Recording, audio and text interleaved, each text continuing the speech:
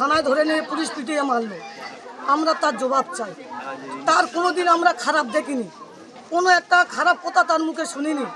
Police ইচ্ছা করে তার বাড়ি চুরি হয়েছে, সে থানায় কমপ্লেন করলো না, অথচ বাড়িতে তা তুলে নিয়ে তার পুলিশ পিটিয়ে মারলো।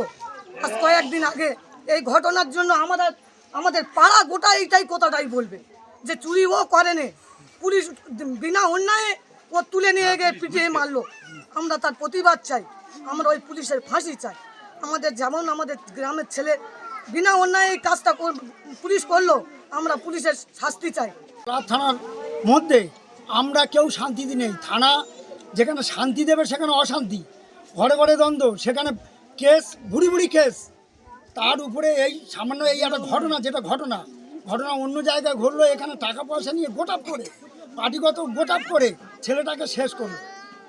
ওসির সঙ্গে আইসির সঙ্গে পুলিশের সঙ্গে ওই যে রাজদীপ সরকার যে ছেলেটাকে মেরে শেষ করেছে, টাকা খেয়ে 2-3 লাখ টাকা খেয়ে, যে মালিক যা চুরি হয়েছে তার ছায়াতে 3 লাখ টাকা ডিমান্ড করলো, তার ধরে মারলো। অকথ্য নির্যাতন চললো এখানে।